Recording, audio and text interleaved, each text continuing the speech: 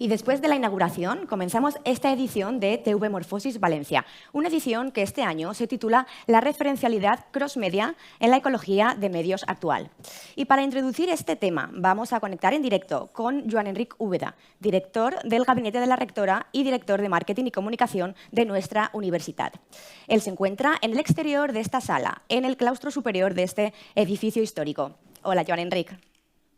Hola, Cris. Saludos a nuestros espectadores y al público que nos acompaña en la Sala Matilde Salvador de nuestro edificio histórico de la Universidad de Valencia. Les saludamos desde el claustro superior de este edificio de 1499 y lo hacemos para conectar con Carlos Escolari, que es catedrático en Teoría y Análisis de la Comunicación Digital Interactiva en la Universidad Pompeu Fabra de Barcelona, en España. Carlos, buenos días y muchas gracias por acompañarnos en el inicio de esta programación de TV Morfosis Valencia. Sabemos que te habría gustado estar con nosotros, pero las obligaciones académicas y un viaje intercontinental te impide estar con nosotros, así que muchas gracias. Sí, bueno, lamentablemente me encantaría poder estar ahí, pero bueno, el deber también me llama. Ir a TV Morfosis es un placer, esto es el deber académico. Tengo una serie de actividades entre Chile y Argentina y bueno, por lo menos puedo participar virtualmente. Te agradecemos especialmente que te conectes porque, como saben las personas que siguen la actualidad de la investigación en comunicación, eres todo un referente y especialmente en todo aquello que tiene que ver con las narrativas transmedia y, permíteme que te diga, has sido un maestro para todas y todos nosotros. Pero además, particularmente en las versiones más contemporáneas de la teoría de la ecología de medios. Así que, para aproximarnos conceptualmente al tema de este año de TV Morfosis Valencia, la referencialidad cross-media en la ecología de medios actual, ¿nos podrías aproximar al concepto de la ecología de medios? Sí, bueno, como corriente teórica se habla de la ecología de los medios desde la década del 60, el famosísimo investigador, diría filósofo canadiense, Marshall McLuhan, fue quizá el primero que empezó a utilizar esta metáfora, pensar los medios como un ecosistema, como un ambiente, digamos, un entorno donde nosotros vivimos, crecemos, los seres humanos nacemos ya en una determinada ecología mediática, y esa ecología mediática, ese mix de formas de comunicación, decía McLuhan, nos va moldeando, nos va dando forma y nosotros no nos damos cuenta de eso, ¿no? De esto, bueno, de estas primeras ideas iniciales de los años 60, esto se fue desarrollando con toda una serie de, bueno, yo siempre hablo de la primera, segunda, ya estamos, digamos, en la tercera generación de investigadores e investigadoras que trabajamos más o menos dentro de este marco analítico y marco teórico. Yo creo que es un marco interesante porque nos permite darle un sentido a muchas cosas que nos pasan, ¿no? En este sentido es una forma de mirar la realidad de la comunicación y comprender lo que está pasando, que se puede aplicar a esta época, se puede aplicar al pasado, a la época del Renacimiento y se podrá aplicar en el futuro. Y nosotros vemos ahora, dado que la transformación de este ecosistema se ha acelerado mucho, nosotros vemos ahora que hay una gran diferencia entre adultos, hijos y nietos, diríamos también, ¿no? Como que antes los medios duraban mucho tiempo, entonces a lo mejor la experiencia de una generación y la siguiente no era muy diferente, ¿no? Ahora que todo el ecosistema evoluciona más rápidamente, ya notamos grandes diferencias, ¿no? Hoy se está hablando mucho en estos días, va en Barcelona, de esta prohibición, ¿no?, de utilizar los dispositivos móviles en las aulas. Bueno, ahí tenemos algunos de los conflictos, ¿no?, que se están dando en esto. Son formas quizá no es la más adecuada para mí, no hacer una prohibición así tan dura, pero bueno, dan cierto margen de operación, digamos, a los institutos, a las escuelas. Volviendo a la ecología, nosotros crecemos en una ecología mediática, estos medios nos van transformando nuestra forma, van moldeando nuestra forma de percibir el mundo, nuestra forma de pensar. Y bueno, desde el momento que el ecosistema va cambiando, seguramente las nuevas generaciones están moldeadas de otra manera, digamos así. Y este es uno de los principios básicos de la ecología mediática. Y bueno, entonces no es raro que existan estas fricciones, ¿no?, estas tensiones entre lo que es el mundo de los adultos, mi generación, que crecimos con la televisión, con el cómic, los libros, y evidentemente la ultimísima generación que creció con TikTok y está creciendo con la inteligencia artificial, ¿no? Seguramente hay formas diferentes de ver el mundo y en eso los medios tienen mucho que ver. Y formas diferentes de pensar. Y este era un poco el núcleo, digamos, de lo que es el pensamiento ecológico aplicado a los medios. En esa visión de ecosistemas, de dispositivos, de plataformas, si los medios no tienen sentido de una forma aislada, en un mundo interconectado, como es el actual, ¿qué entenderíamos por referencialidad cross-media?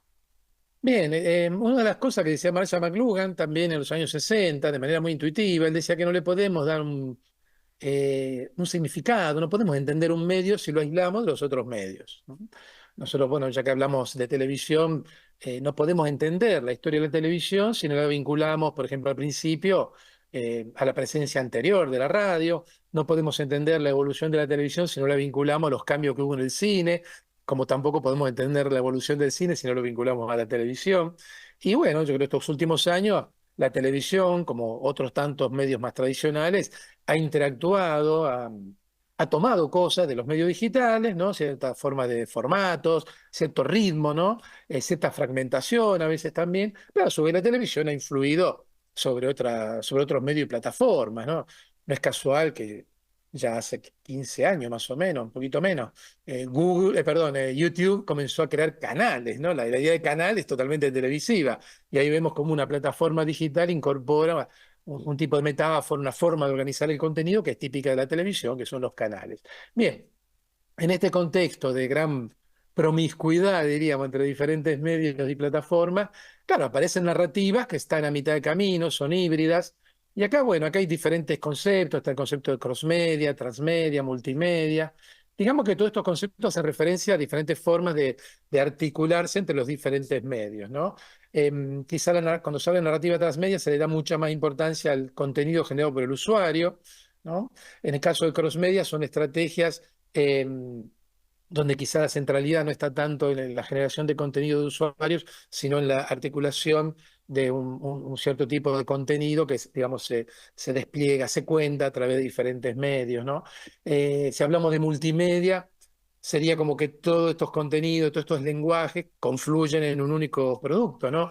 Como eran los CD-ROM multimedia en los años 90, como es la web o muchas aplicaciones móviles. Lo interesante es que, claro, quizá veníamos de un viejo ecosistema, hace muchos años, ¿no? Donde estaba todo bastante separado, ¿no? Estaba el cine, estaba el cómic, estaba la televisión, la radio, ¿no? Y lo que hemos visto ya en las últimas décadas, ¿no? Que empieza a haber diferentes formas de hibridación, de interacción.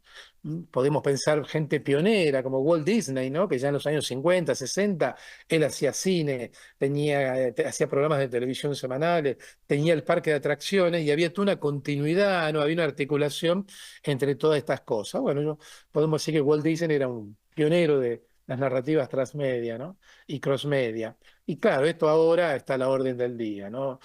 Podríamos hablar yo creo que ya no hay casi estrategias de comunicación o estrategias de empresas de comunicación que no tengan componentes multimedia, transmedia, crossmedia.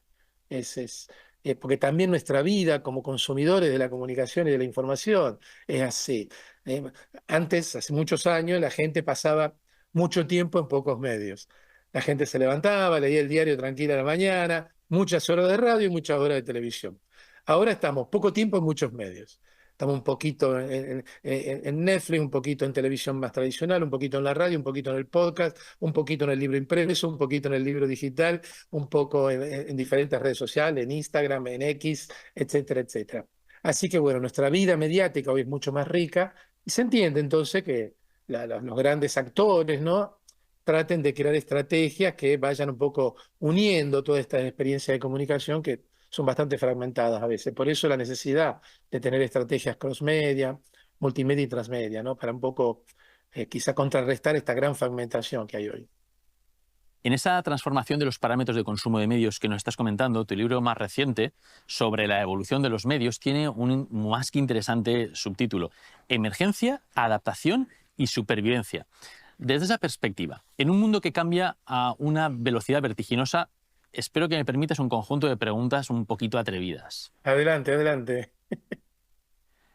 La primera sería, y soy consciente de que es una pregunta realmente amplia que nos llevaría muchísimo tiempo, pero como gran pregunta sería, ¿cómo cambian los medios? Los medios van cambiando cada vez más rápido. Pensemos que, por ejemplo, el papiro, ¿no? La forma, el soporte de la escritura que se usaba en Egipto y después se usó en el Imperio Romano, el papiro se usó por 4.000 años, ¿no? Hoy se nos hace imposible pensar que una forma de comunicación dure 4 milenios, ¿no? Entonces nos damos cuenta ahí, yo diría que a partir de 1800 se empiezan a acelerar las cosas, ¿no? Con la Revolución Industrial. Yo creo que hay una fecha clave que es 1814, cuando The Times, ¿no? El diario británico, junta la máquina de Gutenberg con la máquina de vapor, ¿no? Y empiezan a sacar diarios cada vez mayores, tiradas cada vez mayores, ¿no? Después llegó el telégrafo, después llegó la fotografía, el cine y todo lo que pasó en el siglo XX. Los medios van cambiando, los medios cambian, cambian la sociedad, cambiamos nosotros, cambian los formatos, cambian las formas de producir la comunicación, cambian las formas de distribuir la comunicación y obviamente cambian las prácticas ya de consumo y de acceso a la información y a la comunicación en general. ¿Por qué cambian los medios? Bueno, primero cambian la sociedad, ¿no? Hay nuevas tecnologías, cambios culturales, ¿no? Podemos pensar también, por ejemplo, cuando nace la web, en la década del 90, tenía raíces, parte del ADN de la web viene de las raíces de la cultura hippie californiana de los años 60, ¿no? Que tenía también una parte informática digital y eso influenció bastante el origen de la web. O sea que también aquí hay cambios culturales, ¿no? Que tienen su repercusión en lo mediático. Por otro lado, los medios cambian por las relaciones entre los medios, que es lo que decía antes. Hay competencia entre los medios. No es casual que ahora, bueno, ahora parece que todo es inteligencia artificial y cada media hora aparece algo nuevo. Y hace 10, 15 años, cada media hora aparecía una plataforma nueva o una aplicación para el teléfono nueva, ¿no? Hay momentos de gran competencia, entonces eso genera innovación. Otros momentos, ciertos sectores se tranquilizan, ¿no? Pero viene un nuevo sector a reemplazarlo. Y después, como dije antes, también hay competencia entre los medios, hay competencia y cooperación entre medios. Hay momentos que los medios establecen alianzas, ¿no?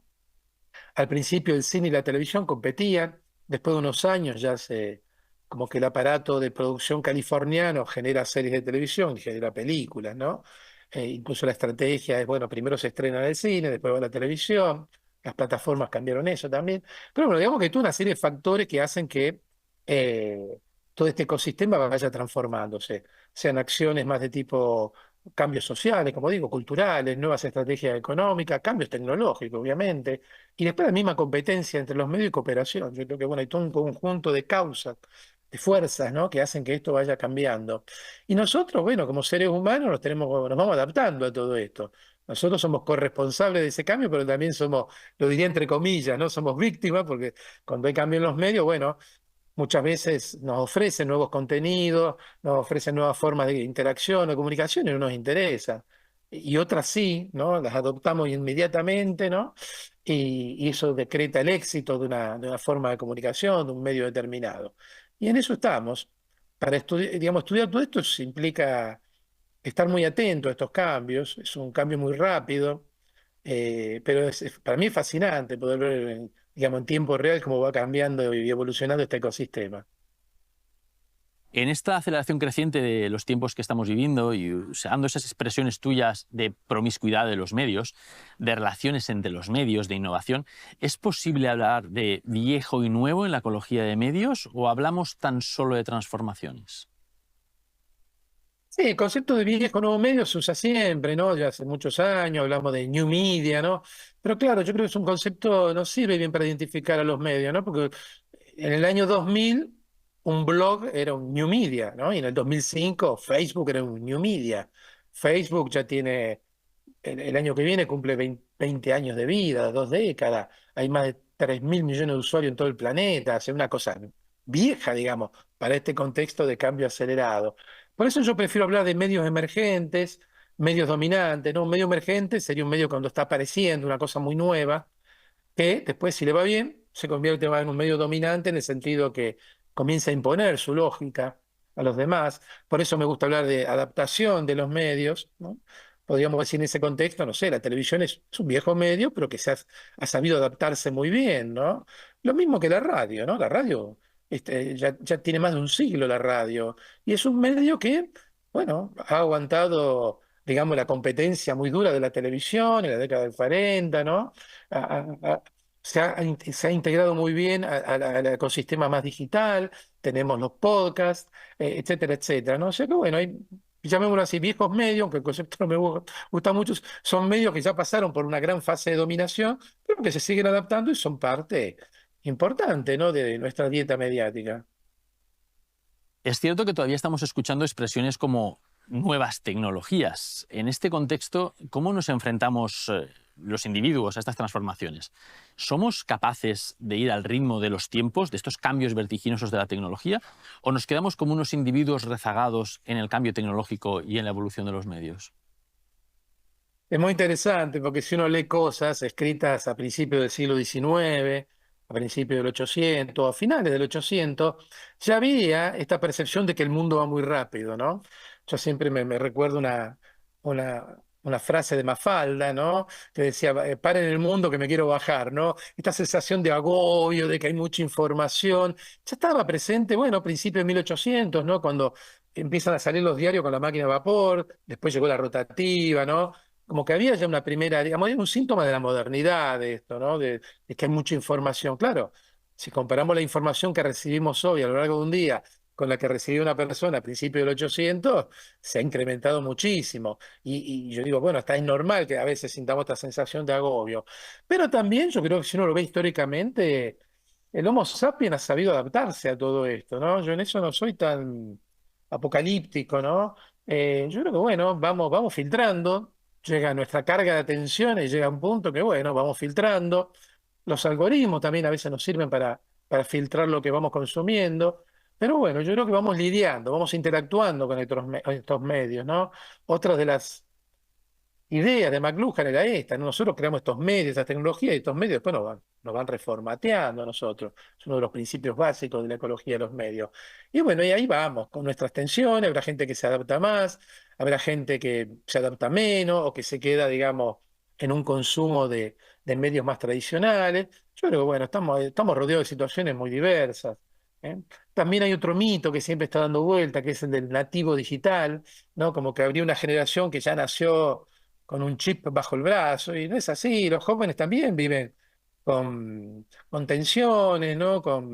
Eh, con placeres, pero también malestar en la vida mediática, ¿no? No es que los jóvenes saben moverse en las redes y la gente adulta le cuesta más. Hay jóvenes que también no les gusta todo esto, ¿no? Yo he trabajado en proyectos de investigación con adolescentes en 8 países, hemos hecho trabajo de campo, y no es que todo es un paraíso para los adolescentes y para la gente mayor sufre el mundo digital. Hay gente mayor que se ha integrado muy bien y otra gente más joven que a veces también que hay tensiones, hay problemas, ¿no? Ahora, por ejemplo, con esto de los dispositivos móviles dentro y fuera del aula. Pero bueno, yo creo que bueno, es parte de nuestra vida, ¿no? No podemos concebir nuestra vida con los medios. Y uno muchas veces escucha gente que critica los teléfonos móviles, critica las redes sociales, pero cuando uno le dice, bueno, ¿estás dispuesto a volver atrás? ¿Volver a una sociedad sin internet? ¿Volver a una sociedad sin teléfonos móviles? Y es muy difícil imaginarlo o siquiera pensar eso. Habrá gente que proclama un retorno al pasado idílico, pero el pasado tampoco era un paraíso, ¿no?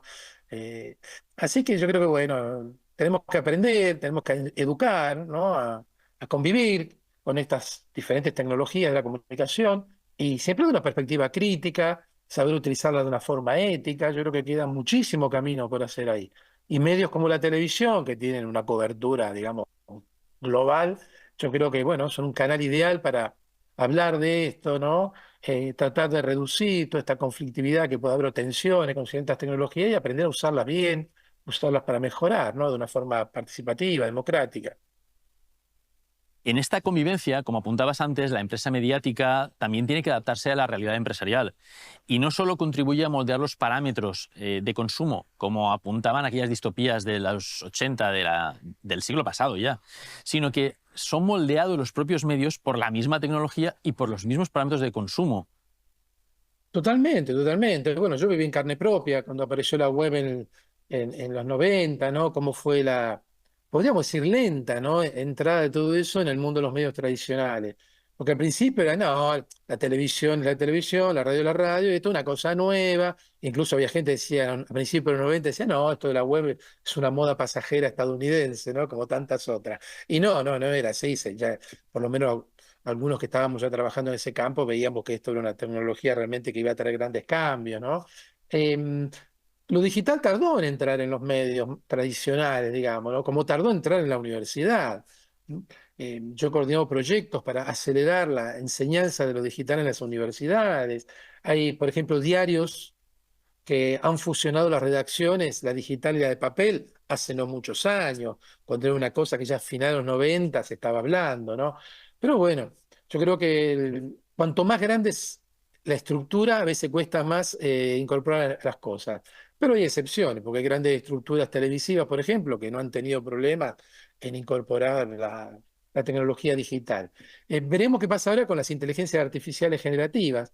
Yo creo que, bueno, hay mucho interés ahora, hay mucho miedo también, ¿no? En diferentes ámbitos de la comunicación. Pero va a pasar lo mismo. Las inteligencias artificiales generativas se van integrando en las pequeñas, medianas y grandes estructuras de creación, de producción, de comunicación.